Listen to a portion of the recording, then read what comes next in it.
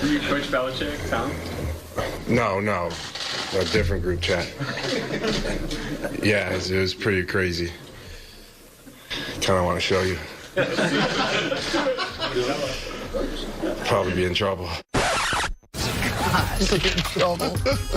Gronk would, if the NFL asks for Gronk's phone, he's destroying it like Brady, but for totally different reasons. Totally. There's a lot of incriminating evidence. Yeah, on that just phone. but nothing about deflating footballs on it. Not that. Not that. This could be the last football game we see Rob Gronkowski playing. Maybe. A week from Sunday. I'd say it's a 50-50 proposition at best. Like, I'm sure that prop bet's out there, one of the hundreds of prop bets for the Super Bowl. I don't wish that upon him, but when he thought about retiring this offseason, played another year. I wouldn't be surprised at all if he retired after this. Rams head coach Sean McVay celebrated his 33rd birthday yesterday, the youngest coach to lead his team to a Super Bowl. Among the other ways he celebrated, game planning against the best coach quarterback in NFL history. That coach is Bill Belichick. Belichick is 66 years old. McVay is 33 years old. That age gap is the largest ever between Super Bowl head coaches. You saw what I did there, Nick. I just split that in half, and I did the math in my head. Math. Nicely done. Thank you, guys. You're the best. Here's what Sean McVay had to say about facing New England.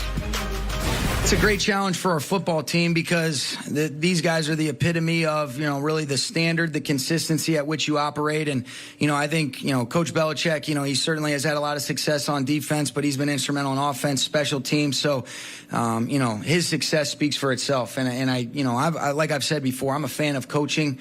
I have so much respect for the Patriots organization, the way they operate, the way that he consistently leads, puts his players in positions to really have success. And then, that's something it's an incredible opportunity for us to compete against them. Our players have earned the right to be able to play in this game. Our coaches have done a great job, and really it's about the Rams versus the Patriots, doing an excellent job with that. But to get a chance to go against a team and an organization like this is something that we're excited about, but you have a lot of respect for them. All right, Chris Caney, what is the biggest challenge that Sean McVay is going to face come Super Bowl time? Well, I think it's a couple of things, Jenna. First and foremost, it has to be the X's and O's and Bill Belichick having the experience on Sean McVay. Bill Belichick has been around pro football for 4 decades. So, he's just got more information. He's got more answers for his team. And you got to believe that Bill Belichick is going to throw something at Sean McVay that he hadn't seen the Patriots do all season long. So you have to be ready for that. But also, from a logistics standpoint, just how to best utilize these next 2 weeks to get your football team ready to go on Super Bowl Sunday, because it is different, because you do have a bye week in there. How do I best prepare and get my guys ready to go by the time that game rolls around? And you don't just mean X's and O's. No, I don't mean X's and O's. I mean from a schedule standpoint, how do you handle the week, the game plan, and the install? I felt like one of the big advantages that we had on that Super Bowl 46 team with the Giants was that the core of guys that we had on that team was the same core from the Super Bowl 42 team when they beat the undefeated New England Patriots in Arizona. So those guys understanding how to handle the week, knowing that we needed to install the majority of the game plan before we travel to the Super Bowl site. Those types of things are important, because once you get to the Super Bowl city, there are going to be a lot of responsibilities for those players. You got media day. You've got people pulling you in a bunch of different directions.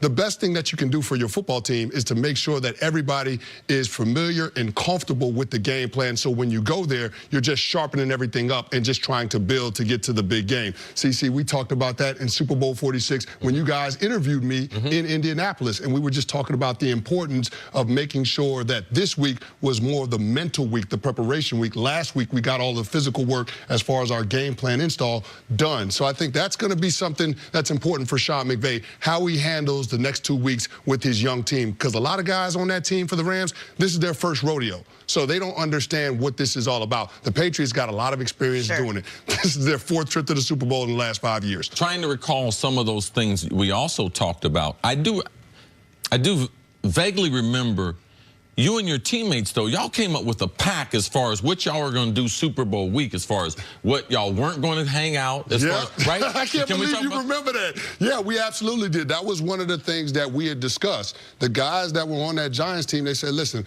the parties after you win the Super Bowl are a lot better than the parties before the Super Bowl when you're there at the city during that week. So it was a situation where we had a little bit of fun right before we left to go to the Super Bowl site, but when we were at the Super Bowl city, it was all business. Nobody was hanging out. What Nobody city was that Super Bowl in? Indianapolis. So it's not as much temptation as Atlanta. Than Atlanta, just for whatever it's worth. But exactly. But what that was. Nick? It was just the experience. Don't tell on yourself, Nick. But that was one of the things that was important to us as a team. Like, we wanted to be accountable to each other because we knew in order to play our best football, we couldn't be hanging out during that week. So I'm going to go to the biggest challenge. And Sean McVay, he's really done a great job. They attack free agency. Him and Les Snead, the general manager there, they done a tremendous job. They went out to some veteran players. And to me, they didn't go after guys who had the wrong characteristics to bring into the locker room. All of them were hard workers. All of them were high achievers. And there was individual skill that each of them could do that was a great asset to what the Rams needed. From either Sue to Peters, Talib, all of them. Cooks, they were all blue chippers as well. All first-round picks. All what I'm concerned about is, do they have the brotherhood that I heard you talk about? I interviewed, and then I saw how it worked on the game. I watched the Buffalo Bills, and I can tell you how they lost 4 Super Bowls. It wasn't scheme. They tried to party too much every single Super Bowl, believing that they could treat that Super Bowl a lot like they did the regular season. And what they did in the regular season, they partied and they won a bunch of games. But in the postseason, you can't do that. Can Sean McVay get these renegade, one a year, rent-a-cops? Mercenaries. Can he get these guys focused for that first week? And that's the week they were in Los Angeles, when they flew back from New Orleans, when people were meeting them at the airport and all the distractions. Because I saw the New York Football Giants. I saw the commitment. It's different than a game plan. I'm committed to you, man. I'm going to not do those things this week so that we can lift up that Lombardi trophy.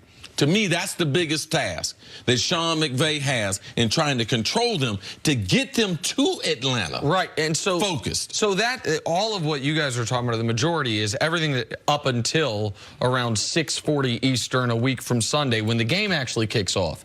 And then once the game actually kicks off, the question's going to be for Sean McVay in that offense, can they adjust to whatever it is, those wrinkles, those things Bill Belichick's putting out there hasn't shown all year, quicker than the Patriots' previous 2 opponents did. The Chargers never were able to adjust. Game was over. It's 35-7 at halftime. Good night. The Chiefs took the whole first half to adjust. They had run 16 plays for 32 yards in that first half. Now, they made a game of it. The second half actually took the lead, but they had dug themselves ultimately too big of a hole. How long will it take for the Pats or for the Rams to adjust to that? And do the Rams offer up the Patriots anything they have to adjust to? Because the Rams offense has been a predictable one. We know they're going to be in 11 personnel. We're not going to have 3 wide receivers, 1 tight end, 1 running back. We know that so much of what they do pre-snap is really just to set up their play action, and we have to assume Todd Gurley's going to be a full go, or else the Rams are in really rough shape. So let's just assume that he's healthy by then. We know so much of it is set up around their best offensive player, Todd Gurley, and we also know their next best offensive player, Brandon Cooks. The Patriots got a book on him now. Now, maybe he has a book on their corners to go along with it, but he was in that building a year ago, so they know what he does and doesn't do. This is another time where, as far as how you deal with the elongated halftime, how you deal with some of the things you guys are talking about, where Sean McVay will have to lean on the guy, one of his first hires, Wade Phillips, who's coached in Super Bowls, who's been a part of teams that won a Super Bowl just a few years ago with the Broncos. That team did have some Super Bowl experience from their loss to the Seattle Seahawks a couple years prior. Yep, that challenge of that first week, that is the #1 challenge. And then, as you said, Nick, it's seriously about the X's and O's and Jared Goff. New England Patriots have won 18 straight games against quarterbacks 25 and under.